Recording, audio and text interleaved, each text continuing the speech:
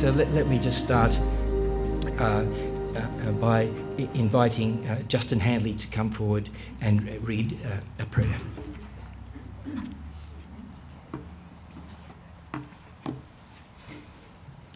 Looks like I have to read right into the microphone.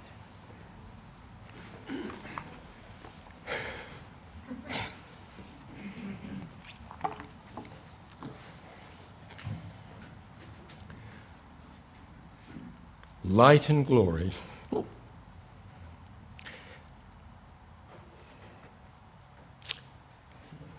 Greeting and praise be upon the hands of his cause,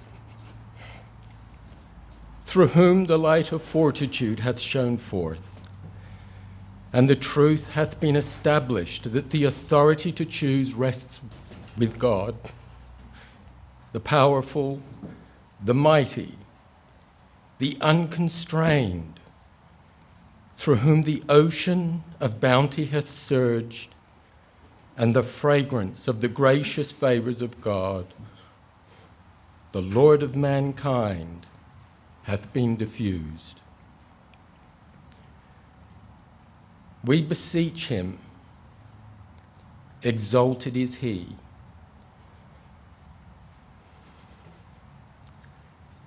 to shield them through the power of his hosts, to protect them through the potency of his dominion, and to aid them through his indomitable strength, which prevaileth over all created things.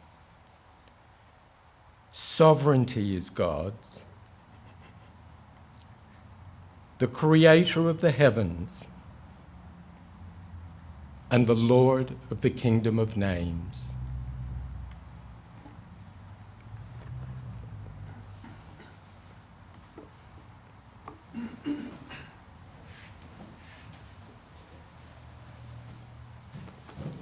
Thank you, Justin.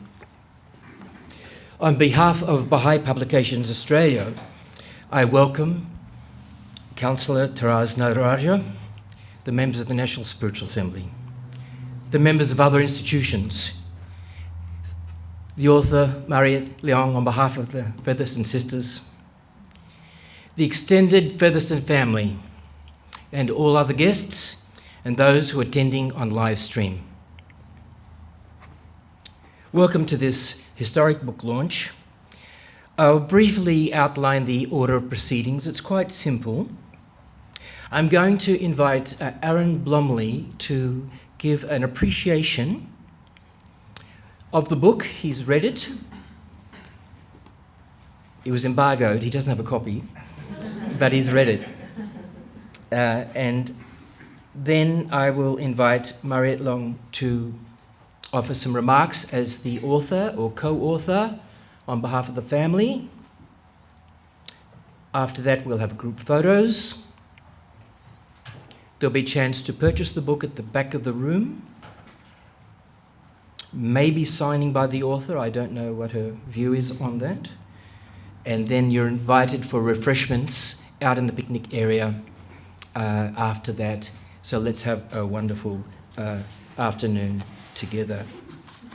Now, there were some apologies, so I do want to read. Rodney Hancock would love to have been here but cannot. Seth Saunders is in the United States at the moment, could not come. Brett Waterman is in Japan, could not come. David and Sephora Chiddleborough could not attend. Eric and Fahime Kingston are travelling at the moment and were not able to come. Ravi Damalingam and family also were not able to come. But I want to give some thanks and acknowledgements in advance so that I don't leave that to a hurried last. I want to thank my colleagues on the distribution and publication board, particularly to Michael Cohen, who has done the artwork for this book, and the business side of things, and to make sure they're printed and delivered on time. And also Hilary Abadi, if you're watching, Hilary, thanks for booking all the premises and taking such care of that.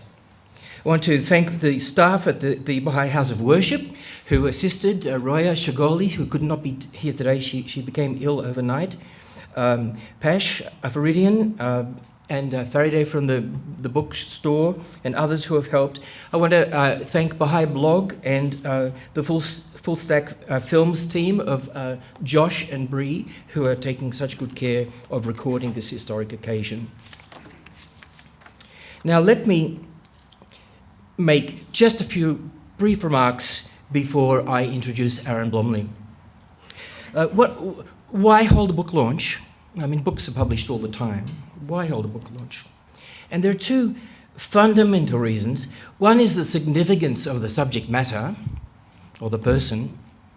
And secondly, the significance of the accomplishment of the book. Now, just about 2 weeks ago, I snuck a photo of Collis Featherstone into, it was actually a devotional program, but I put some heroes of the Australian Bahá'í community. And one of the friends there said, "Thanks for putting that up. I've heard his name, but I've never seen a photo of him." Now, this was a shock to me, but it reminded me of the role that this type of project plays for the younger generation. And to think that Collis Featherstone, Hand of the Course, passed away in 1990. That's 36 years ago. So the younger generation never had a chance to hear his voice. So just on a personal note, the Collis and Madge meant a lot to my family. First contact was 1961, and through to his passing. Significant in the life of my parents and also myself. When Collis Featherstone passed away, the National Assembly asked me to write an obituary, and I did so. And one small passage of that, I think, still encapsulates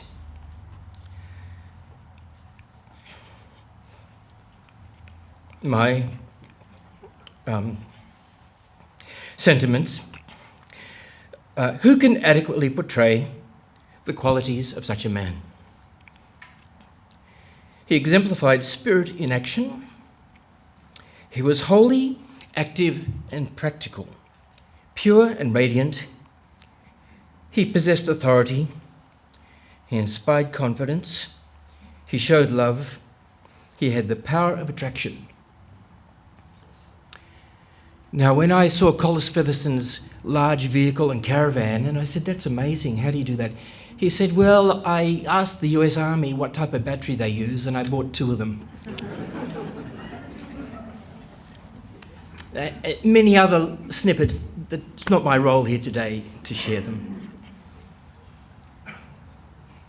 I'm tempted, but I had a chance to visit Rockhampton, and he wanted to keep up with the world. This is the 1980s. So he put a radio tower in his backyard. The family know this. A radio tower, the only one in any home in Rockhampton. He could listen, and he had a big, thick book because he wanted to keep up with the news of the world. Yeah. He had no peer in this region. Only future generations will realise the fullness of his achievements. So the realisation of those achievements commences with this book. Now, the family have asked Aaron to offer an appreciation because in this room, apart from the family members, Aaron is the person who has had the longest independent, outside of the family, recollection of the family.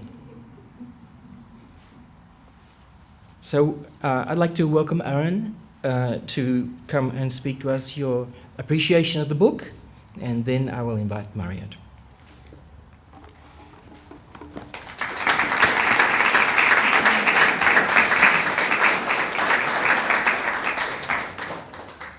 You've got to try and really speak into the microphone.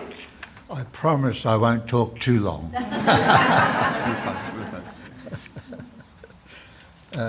But that's right. I was very honoured when they asked if I could speak, and I said, "Well, I need a copy of the book." "Oh, no.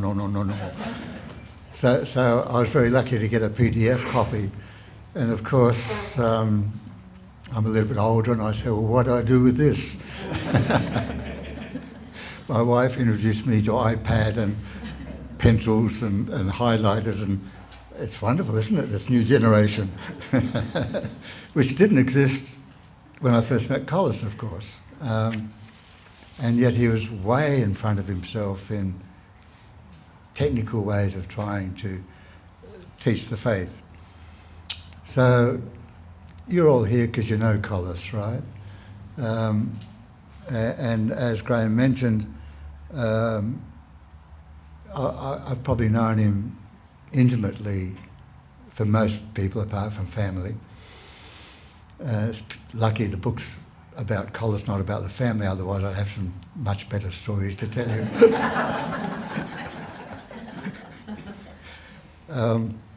And I've used the notes because I don't want to get it wrong.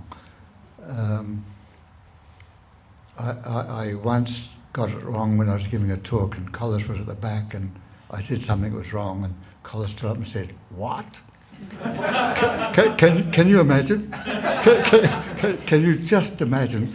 And I sort of cringed and said, "Well, perhaps, Collis, you could explain this better than I could." So yes, he was very adamant that the right spirit, the right facts be given. And so I just feel deeply honoured to introduce this book about the most distinguished Australian-born Baha'i who rose to the rank of Hand of the Cause of God. The book is beyond the obvious. It's a story of a remarkable human being who's deeply involved with the faith and with his family. And they're insights that you don't see outside of the recorded official history. Of course, this book would not be possible without the care and perseverance of Kay and Mariette, which they've applied to the research and subsequently writing of the book. And this research reveals Collis Featherstone, the family man, Collis Featherstone, the humorist, the inspiration, and the friend that we all knew. My wife's telling me to move closer to the microphone. You know, that's better. Forgive me for asides, but you know, Baha'u'lláh said mankind was in need of guidance and therefore he sent us manifestations of God. I say God knew that man needed guidance and sent us wives. So, let us be a bit more serious. As we mentioned, I've known the family since 1956, which probably puts my age fairly clear. And I began attending firesides in 1956 in the home of Madge and Collis Featherstone. And I'm still not sure if they thought I was coming to study the faith or meet their beautiful daughters. Whichever it was, I can assure you the love of Baha'u'lláh very quickly took over, and my association with the family has remained firm and beautiful ever since. And I wish to thank them all, including the children, the grandchildren, for the love they've shown me over the years. So I mentioned Collis was a humorist, amongst other things. And he and his family enjoyed jokes as such. And so I've seen in the book, they quote the elephant joke in the book. So the question is, why did the elephant paint its toenails red? The answer was so it could hide in the cherry tree. Now you're supposed to laugh at this point, right? but no, you'll see this in the book, and why, as they were reciting to Enoch Kalinga, and you just feel the warmth coming through in that presentation.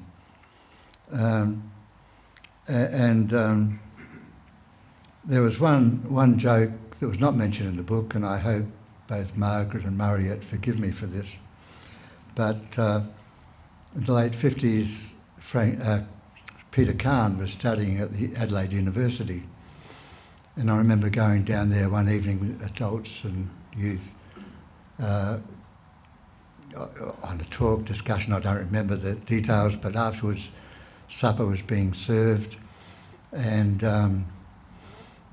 the girls enjoyed a joke as well, and so conspiratorially they decided for Peter that they would put salt in his tea instead of sugar. Now, those of you that have met Peter know he's a very gracious, dignified person. And of course, all us young people, hey, this is going to be fun. So we're all sitting around watching, and Peter, you could see his face screw up. Shook his head and drank the rest of the tea.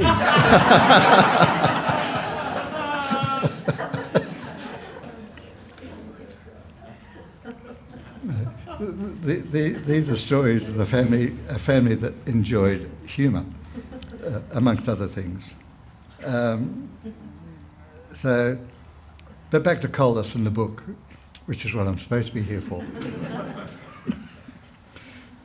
I can say that he carried his diligence, the sense of humour I just spoke about, his enthusiasm for the faith and his business.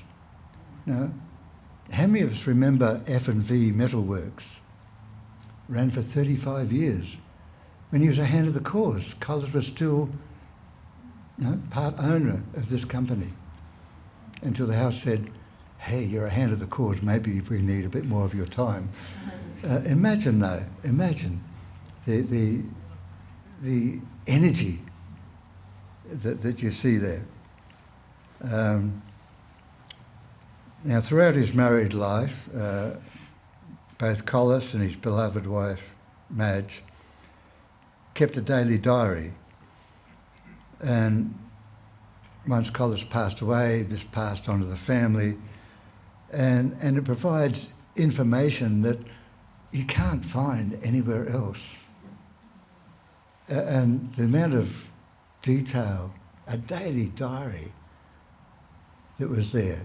And this has been read, reread, studied by the family, and that gives us insights here in this book that you won't find anywhere else. Now, Collis also kept a copy of a lot of his correspondence. You know that thing where you wrote letters? And so once again, they give us an insight of what was involved.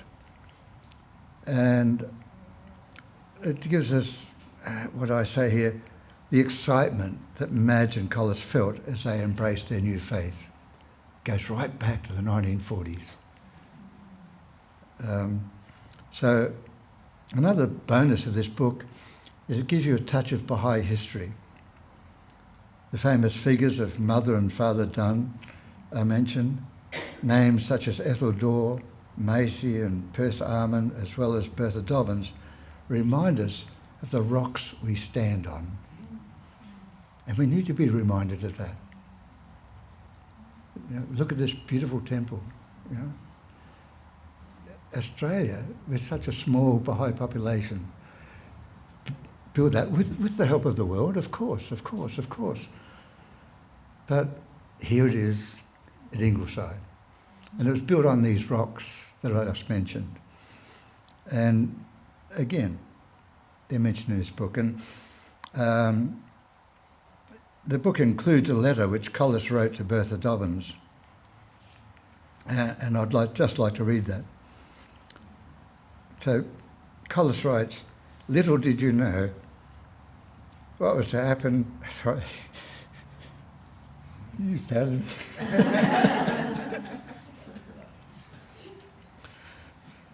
little did you know what was to happen when you attracted this servant and his dearly loved Madge to the cause. Bertha, from the bottom of my heart, I thank you that you arose to proclaim the faith. If you hadn't knocked on the door, it may not have happened. Now I'm a hand of the cause. Baha'u'lláh has indeed blessed me, and I humbly thank you. In the most holy shrine, I shall supplicate for divine bounties and blessings for you and Joe and your two beautiful children, Joe and Helen, with dearest love, Collis. And you can't read that without being moved. In the book we learn much of the intimate details of Collis's early life. His father was a station master in Quorn, mid-north South Australia. And communication in the 1930s was certainly not the internet. And I think it was probably seeing his dad use Morse code to get messages across, which inspired Collis to maintain an interest in technology and communication. For instance, another example in the book, Collis developed a great love of developing photographs. Now, once again, 1930, there was no such thing as an iPhone and cameras in your phone. So he would take the photographs and develop them in his house in the dark room, lay them out. Woe betide any child that turned on the wrong light. But these were the photos, right, that were developed through his love of technology. So the book describes the moment that Collis learned of his appointment as a hand. Again, very moving. The book says, so he got the message of the appointment. Later in the day, it fell to Madge to tell the children what had happened, because Collis was unable to compose himself and convey the message.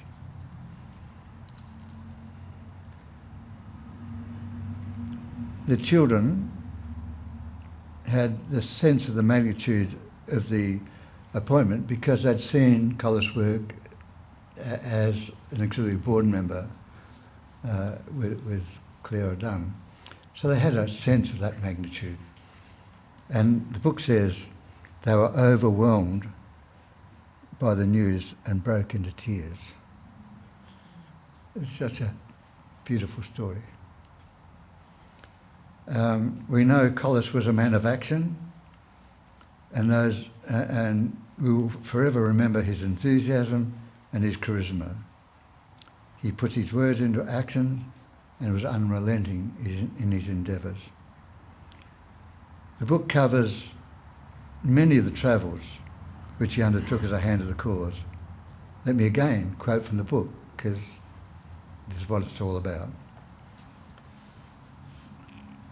During these final years of the 10-year crusade, 63, getting late 60s, early 60s, during the final years of the 10-year crusade, many of the hands of the cause were feeling the stress and strain of their total dedication and their total commitment in many various ways.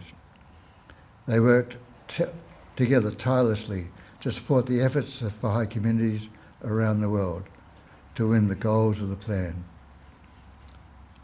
When hand of the cause John Robart, from a Canadian Baha'i, when John Robart fell ill just before he was to attend the historic first national convention of Nicaragua and Honduras. Now, we're talking history here, right? and John Robarts fell ill. And so Collis was asked to fill in the breach.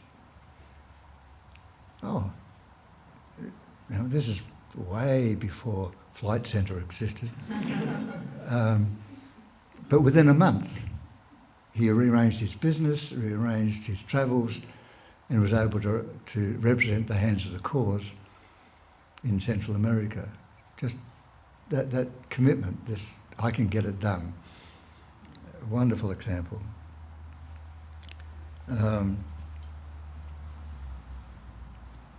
Now,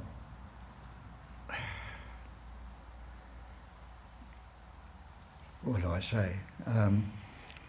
Well, because of this, Collis was always prone to overtax himself. You know, it can be done, it's fine, I can do it. But he always had huge faith in the plan of God. He's always, it's okay. Baha'u'lláh will look after it. And I didn't put this in the book, so I hope you forgive me if I a personal anecdote. Of 1990, we had a National Teaching Conference in Tweed Heads. It was a huge, 1,000 people. But it was also after the revolution in Iran. And we had this big conference, and we received a video of Mona from the States. Well, we had to show it to the congregation, but of course the United States sends it over in their format, which nobody knew about in Australia. And so we had to get the whole thing converted to Australian standard, rent the machinery, you know the story. We'd already spent all the money, all the budget the NSA had given us. And so we being the committee organising at the time, felt, well, this is special, people need to go, people want to go, but we don't have the money, so we'll charge $1 for people to come in. I said to sign up there. Well, Collis turned up and said, "What's that?" Well, Collis, and we explained our predicament, and all that. He said, "Take it down, and take it down now." Well, you don't argue. So we took it down. The evening went well. The video was beautiful. At the end, we did what we do at many Baha'i meetings. We had presentations from different cultures, and one of those was a Tongan lady who done a dance, right? And in Tonga, the lady that does the dance covers herself with oil, and people put money as a gift for the bride and groom. The Tongans in the audience realised what this was and started putting money on her. And then Collis Featherstone got up and started dancing.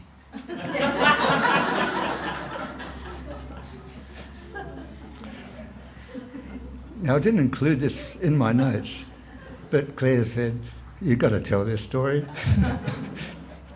Well, you can imagine. Yeah, people are throwing money on the stage.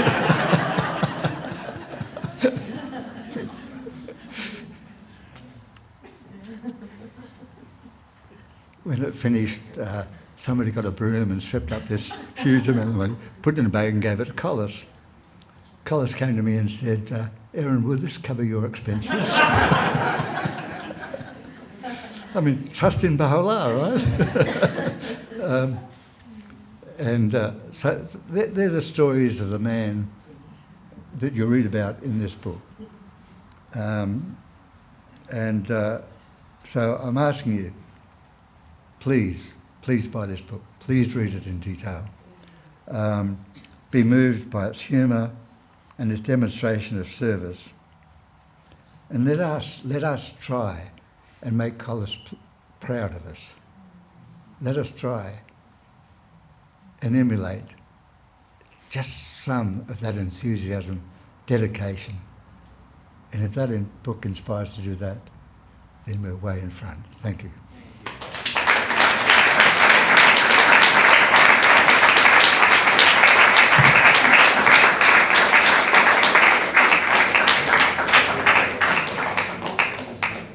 Thank you, Aaron, for that appreciation of the book and those wonderful stories that you've added to it, and how we wish we had more time for not only you but others to tell. But that can be for another day. You know, the thing is that this book is just the beginning. There will be many books written about Collis Featherstone. This is just the beginning. The advantage is it's written by the family. Now, there are many books about Hands of the Cause or other eminent Baha'is written by other people who try as hard as they can, but they're using archival records and committee records, but this is by the family. The other studies will come later. Now, in my opening remarks, I referred to Madge. I always regarded her as part of the package, right? And then beyond that, the family as a whole. Because, you know, this family is a privileged family, but probably one very hard to live in that family of a Hand of the Cause. And none of us know that.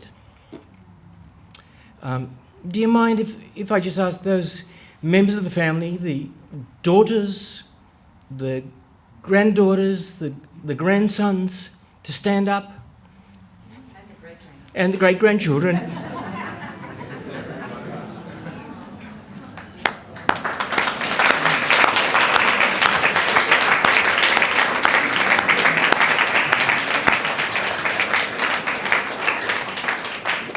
Thank you so much for coming. And I took that step because, you know, that's a tribute to Madge and Collis, isn't it? That's a tribute to them, that their family has grown, multicultural, multi-country. And so now I invite Mariette to come and hold it all together and tell us about writing this book.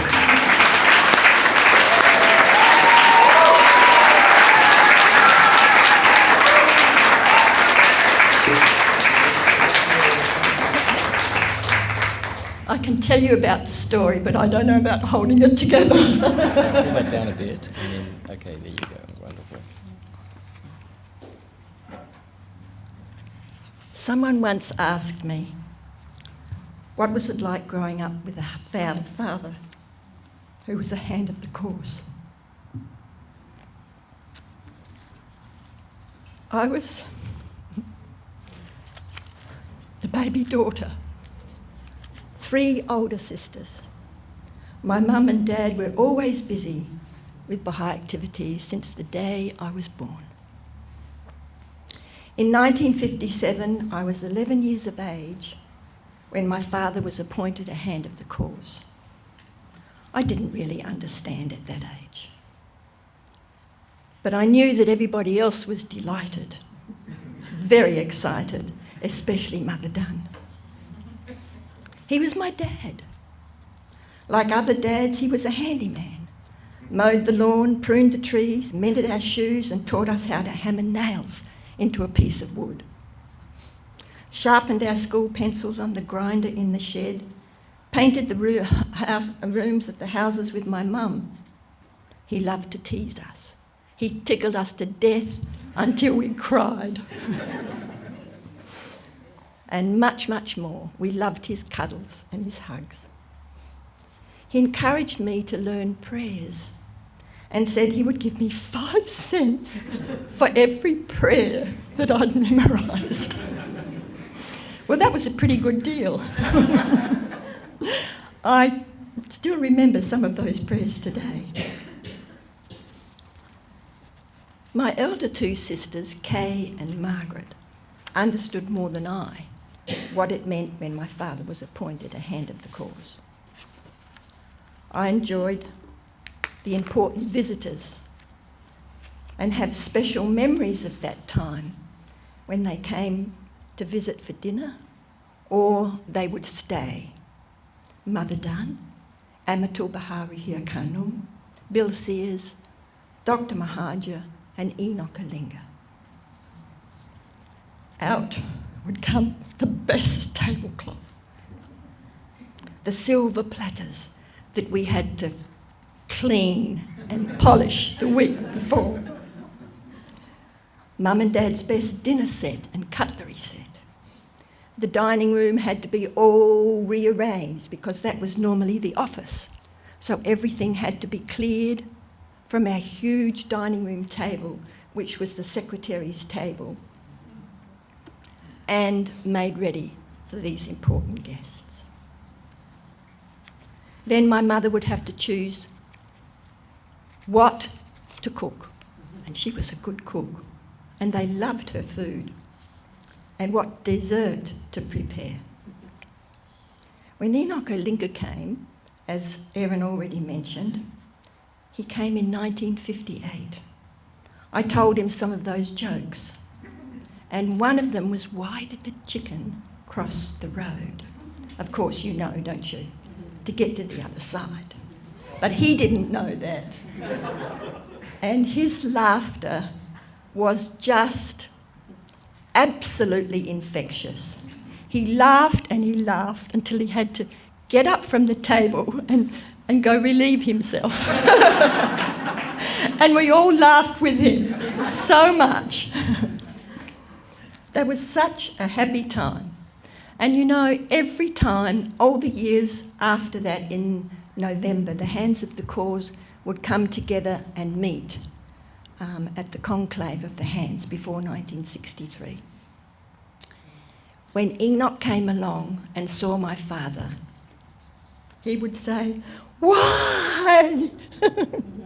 Remembering the chicken joke, why? And that happened every year.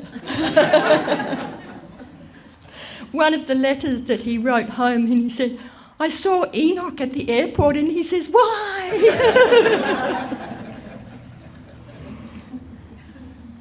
Over the years, my father travelled more and more, and to countries I'd never heard of, because in those days, people didn't travel to that extent. And we had wonderful correspondence from all these funny countries. I particularly remember the Seychelles, and I thought, a country called the Seychelles? Because the stamp said Seychelles. Margaret used to collect them and put them in her stamp album, which was a large stamp album by the end. When my mother was able to travel with my father, we would have Baha'is come and stay and look after us. There was Auntie M, Auntie Kath Harkis, Pam Ringwood, and many others. In 1953, both my mum and dad attended the International Conference in New Delhi, India. I stayed with my auntie and uncle. I learned how to take the bus to school by myself, which I'd never done before. From that distance, it was a long way away from my home. And my uncle would drive me to the bus stop and see that I got on the bus each morning. And then in the afternoon, I was able to walk back. After the Indian conference, my parents went on pilgrimage to visit the holy places in Israel. And had the privilege of meeting, of course, beloved Shoghi Effendi. This was in 1953. I was just 7 years of age. At that time, it was fun receiving all the little gifts on their return home. Indian jewellery, the bracelets, the rings, the slippers, you know, all those girly things that they were able to buy in India. I had an autograph book at 7 years of age, and I used to go to all the meetings and conferences, and I would ask the Baha'i friends to please mailing the small one. Oh. Thank you. Not the small one. Would they please sign my autograph book? This is my autograph book, which was the fashion in those days for people to do that. The first one I got in my book was Mother Dunn. So she's on the first page. Peter Khan's in here too. Janet Khan is in the audience. A lovely little one here, Howard Harwood, councillor. for boys only. This was an exciting one. You open the lever and it says, little girls are nosy.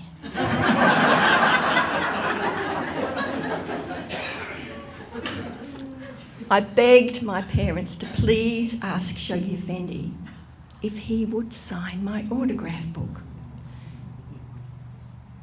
Well, I didn't ask once and I didn't ask twice. I asked many times until my mother said there was no way that I could not do that. So, as was the custom in those days, the pilgrims would meet with Shoghi Effendi, he would come for dinner.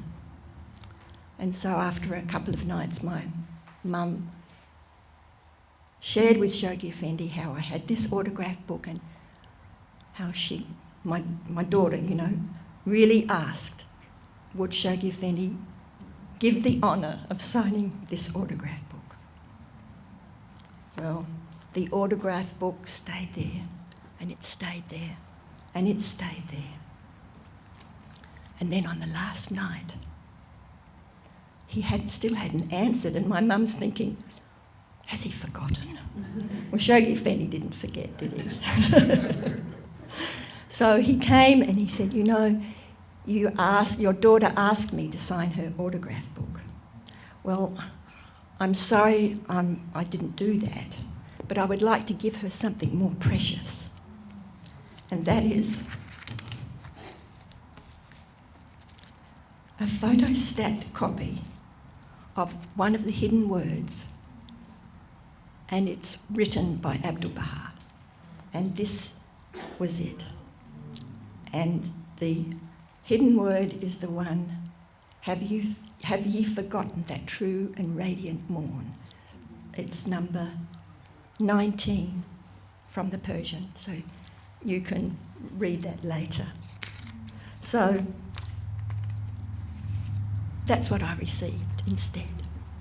But over the years, Shoghi Effendi would sign many letters, your brother Shoghi. And I have letters written to my father from Shoghi Effendi with his signature. So I've also got his signature.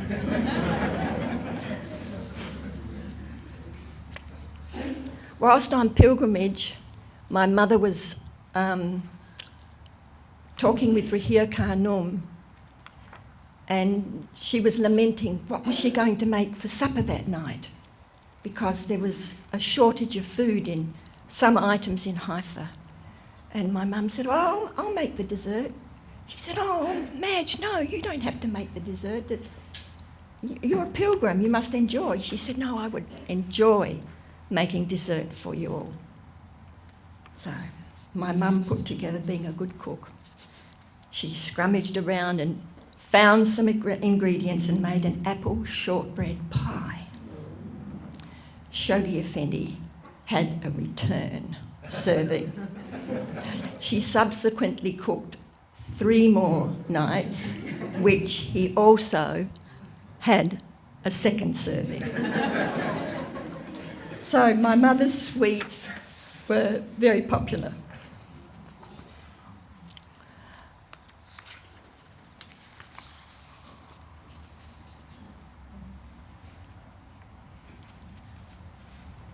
Returning home from India, my father took a movie film of India, the holy places, and they were a great source of joy to the friends, because he showed this big movie reel, those big reels in those days. And so once a month we would have firesides and the friends would come.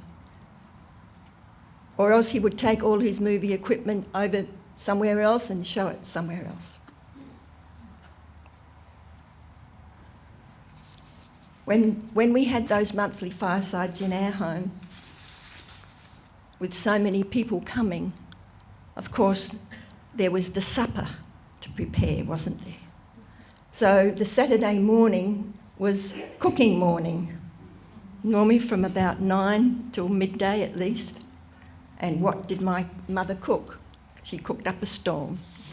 Pies, pastries, tarts, sandwiches, everything that you could think of to make a beautiful supper. And we all would be called to help. And of course, the best part was able to lick the bowl, wasn't it? The 10-year crusade from 1953 to 63 was a time for teaching and proclamation and growth of the Baha'i Faith worldwide. We had state teaching conferences for the Baha'is of South Australia, like each state had at that time. I got to meet other families and their children and made friendships. One of the Baha'is related the following story. The friends used to sit at meetings in eagerness and with rapt attention, waiting for Collis to rise and tell us in his own captivating and infectious way of what the Guardian had said. It was as though we too had been in the presence of the Guardian. Collis left no doubt in the minds of those present what Collis quoted of the Guardian's messages. That was it, no ifs and maybes. We had trips to Yerrimbul Southern Highlands, all the way from Adelaide at Christmas time, for the summer school. And of course, they were great, motivating and fun times. From time to time, there were classes for children and teenagers in Adelaide. And guess who was one of my, JY years, teachers? It was none other than Erin Blomeley.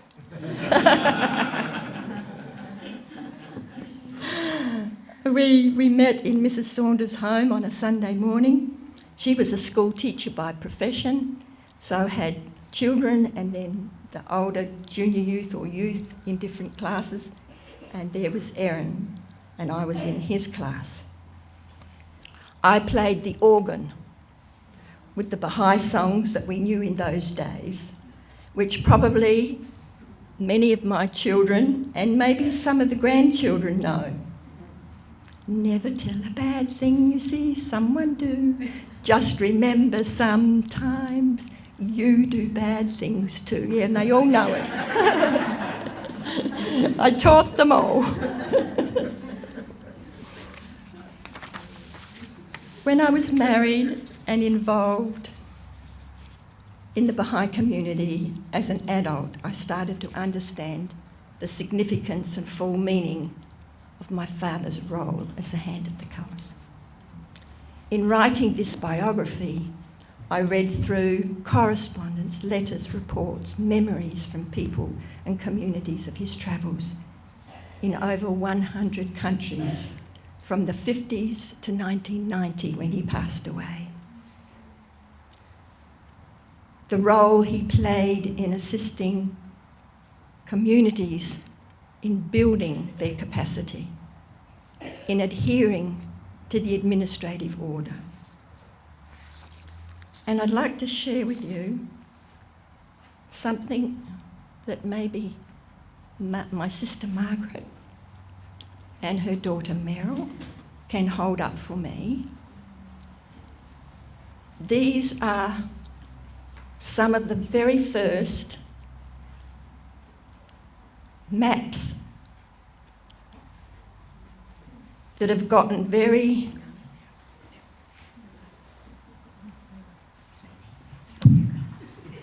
Meryl, go the other side. Okay, what's that one on? Okay. Okay, Progressive reading. No, the administrative order. So this was one of his very first ones that he made on the administrative order. And this is how he used to illustrate. Remember, this is during the 50s and 60s. We didn't have all of these technology things back in those days. So this is how he used to present to the audience. Now these are very old ones. He updated these because these got a little bit dilapidated and he made new ones on, you know, as time went by you could get firmer paper and they're now in the archives. But this one These ones belong to the family. There's another one he did. No. Yeah. There's another one he did in the 50s of the archives, the building of the archives, how they were going to be before all of the building, before the House of Justice building was finished. Yes. So, thank you. That just gives you an idea of how he presented. Some of the photographs, I think there's one photograph in the book that shows my mum helping him. He would go to the villages and show these maps that explain so clearly to them.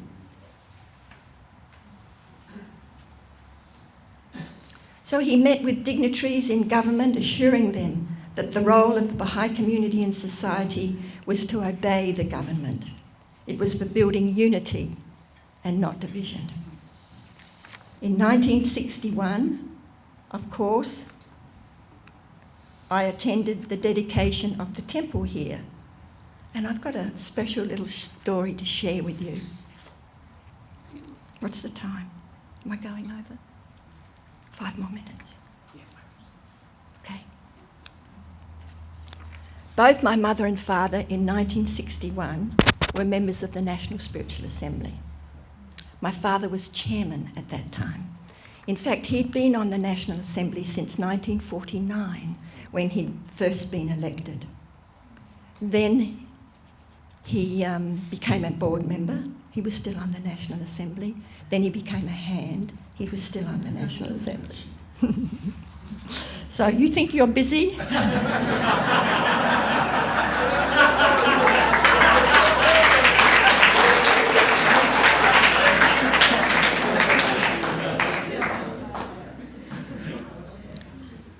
For the dedication of the temple, Hand of the Cause Amatul Baha Rihir Khanum represented the body of the hands in the Holy Land.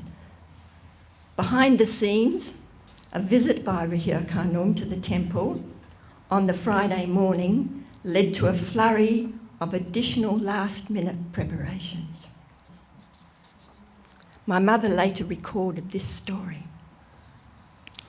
Whenever great events take place, behind the scenes, there are always traumas never seen by those attending on the special day.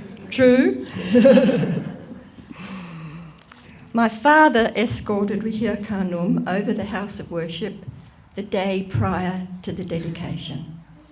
Arriving at 11 a.m, they found the auditorium awash with water and tradespeople polishing the floor. Would it really be ready? Of course it would be. Rihir Khanum suggested that a curtain be hung over the glass door through which one faced the Qibla. That's where we face the Qibla today. At that time, the ground cover outside was very low due to recent devastating fires that had passed through. But a wish from Rihir Khanum, of course, was a command. My father, being a handyman and never lost for ideas, and I don't know where he got the piece of string, but he got a piece of string and he measured the doorway. No tape measure. My mother went shopping. Not knowing Sydney, she got lost. But she managed, remember, this all happened on the Friday. She managed to find some material, a green colour material. Took it to the Baha'i Centre, 2 Lang Road, Paddington, and dear Bessie Walker, who was the caretaker at that time, sewed the curtain and didn't get much sleep that night. Next morning, the curtain was hung, perfect fit. To prove it, I was just going through my old photograph album the other day, and I saw this, but it's also in the book. You can pass it around if you like, it's just a spare one. Just bring it back to me afterwards.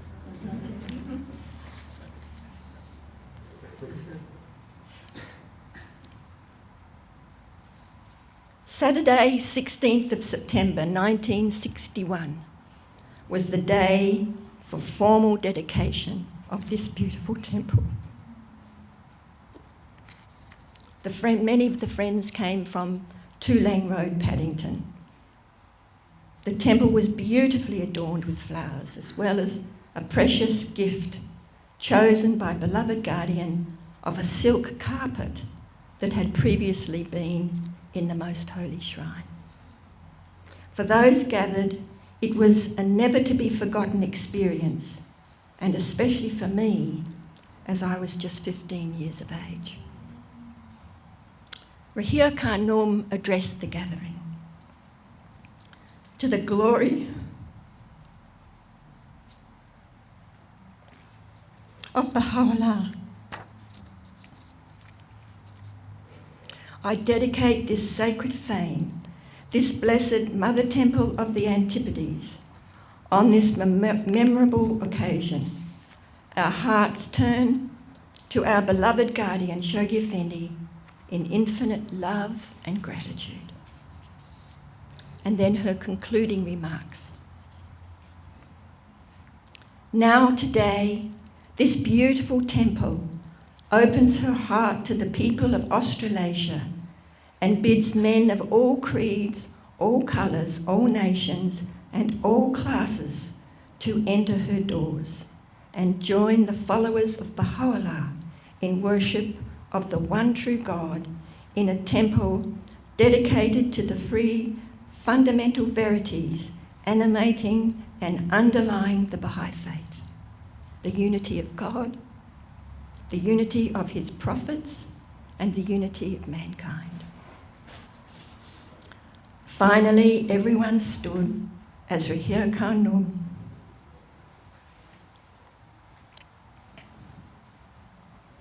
read a prayer of Bahá'u'lláh that Shoghi Effendi himself had chosen for the occasion.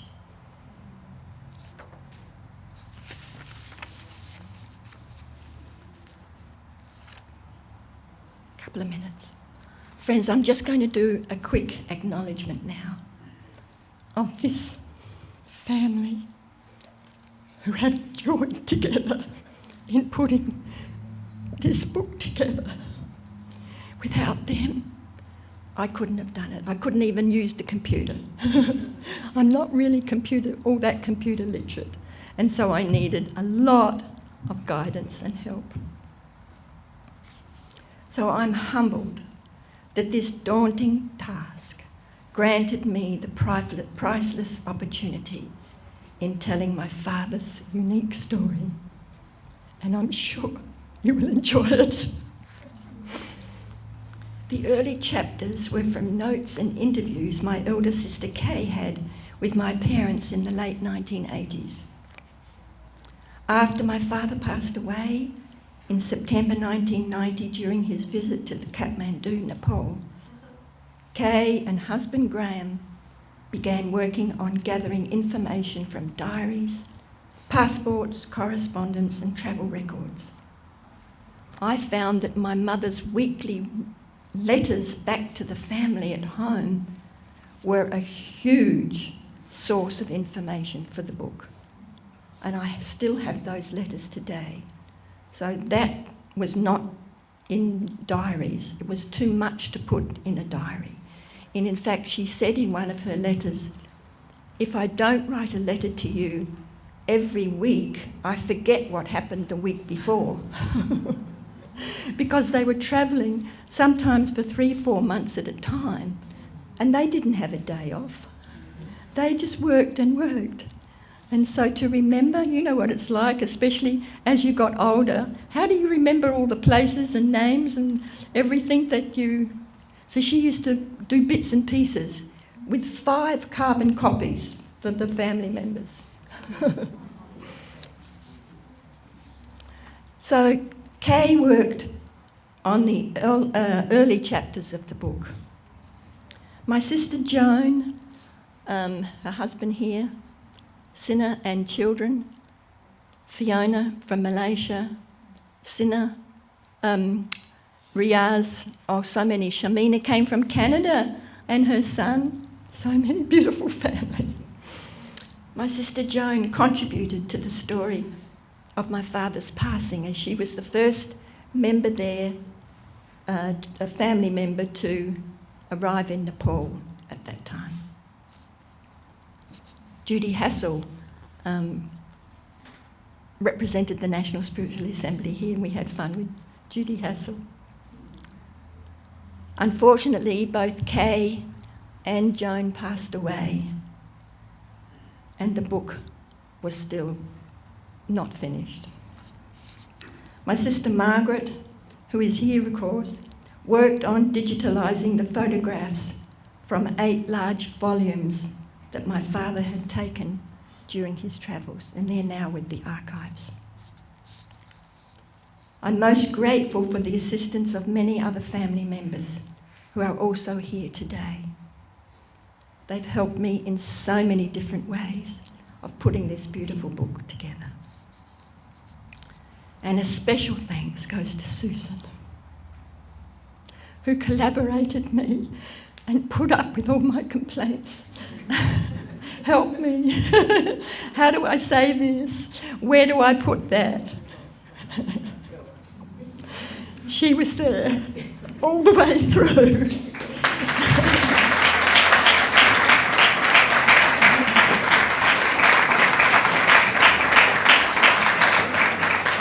Week after week at the end of a telephone call.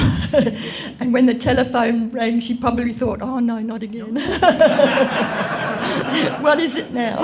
More insights. You did an amazing job. And I'm deeply indebted to her bringing a professional presentation to this book. So friends, that's my story. And my gratitude, my humble gratitude. I've still got more stories. If you want to hear them later, you're welcome. But I'm very honoured that the members of the National Assembly have been here today, and I thank you. Thank you from the bottom of my heart.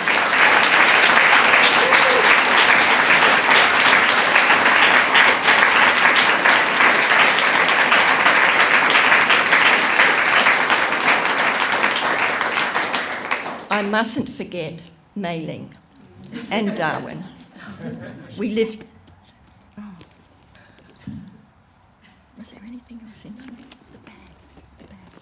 She wants me to show you the bag. What's special about this bag? It's like any other bag, right? Is it like any other bag? No. Why? Got some apple pie in there. It's autographed, Qantas. Yes. Mr. H.C. Featherstone, 132 Menzies Street. I've still got it. I've got another one at home too. But this was ideal for today. Thank you so much, friends. Thank you for coming.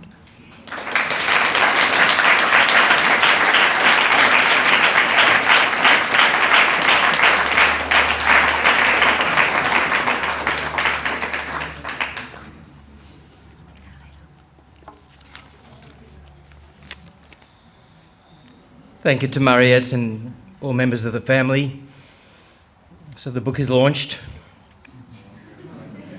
The questions are answered. Why have a book launched like this? Because of the significance of the subject and the significance of the achievement of the book. It shows what it takes. We know there's so much more to record about the life and achievements and attributes of Collis Featherstone, Madge Featherstone. He recorded his, Madge recorded. Collis is responsible for us hearing Clara Dunn's voice because he took the trouble. He's responsible for our portraits of so many of the early Baha'is because he stood at the front of a convention and took photos of them as they came in. He was responsible for, in fact, if he hadn't been a hand of the cause, we'd say he was just the eminent historian of the faith in this part of the world. If he wasn't a historian, we'd say he was one of the longest serving members of this National Assembly. And so there's room for all of us to continue to share stories and to share the significance of his life for us. You can do that. You can contact Bree and Josh and say you'd like to share some story, and they will help you to capture that. And there are other, of course, early Australian Baha'is, but none of this stature. And we're so grateful to the family for that fortitude to complete the project, unlike many projects that get started, but because of the travails and challenges of life, they get left behind. But this family carried through with that example that Collis had set. So all it takes is tremendous amount of energy, tremendous amount of faith and certitude, tremendous amount of planning ability. And just think, a hand of the cause faces all of the challenges of the Baha'i community and the weight of the world, and yet meets each day with a sense of joy. All right, one last anecdote from me. They learnt, two. Madge would tell me, you know, we were in such and such a country and they were so excited to have us, they didn't plan any dinner break or meal break. They just planned the day. And finally they'd say, please, can we have a drink or something? So that was one she told me. And the other, that they worked out very early on that when a meeting was over, they headed straight for the cafeteria. Because if they didn't, they'd never reach it. There'd be so many people wanting their attention. So she told me this once at a youth conference, you know, because if you ever noticed, they were at the head of the queue. So then they would be able to meet the friends. So there are many, many stories. I've just shared a few. I had a privilege to be here to share. I'm saying that we should share. We should not let these stories disappear, you know. So what I'm left with is the sound of Collis Featherstone's voice. And he had a manner of starting his presentations jovial and with maybe a joke, an anecdote of where they've just travelled, and he'll say something light. And then do you know what he'd do? He'd sort of become more serious and his voice would deepen and he'd get to the point that he was making. And that's when his character as a hand of the cause, as a protector of the covenant of our faith, as an inspiration to the certitude of our faith, the Collis Featherstone to stand up and almost be transformed. And so Mariette's described that what it is to go from just my father who teaches us to do handy things around the house to realising the stature of the man. So the book is launched. Thank you, Mariette. Thank you, Aaron. Thank you all for coming internationally from different states. It's a very special day. It's a big day. We won't forget the book launch. We won't forget the book. We won't forget the family and the sacrifices.